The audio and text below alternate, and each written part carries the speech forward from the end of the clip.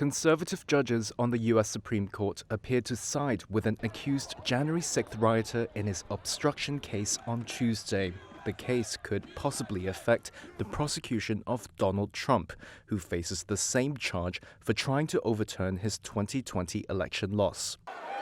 With a 6-3 majority on the bench, conservative justices heard an appeal from Joseph Fisher, a January 6th defendant and former police officer in Pennsylvania, and they expressed concern at an obstruction provision applied to his case.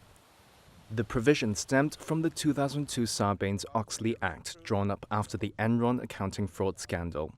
A lawyer for Fisher argued prosecutors had misapplied the evidence tampering statute to his client's case.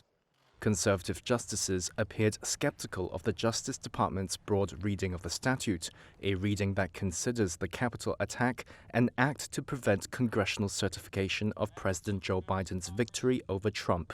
Conservative Chief Justice John Roberts suggested it only applied to defendants who alter or destroy evidence. Liberal justices challenged this narrower view of the law, while Solicitor General Elizabeth Prelogar tried to remind the court Fisher's actions on January 6th impeded law enforcement officers from regaining control of the Capitol and letting Congress finish its work. The Supreme Court's ruling is expected by the end of June.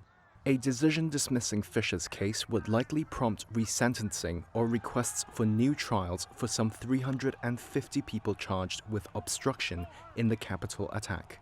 Experts say such a ruling could also make it more complicated, but not impossible, to make Trump's obstruction-related charges stick.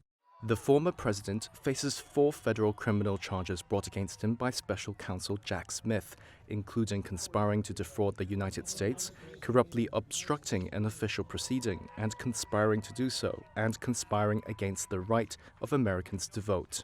Trump aims to throw out those charges by arguing he is entitled to presidential immunity, and the Supreme Court will hear his case on April 25th.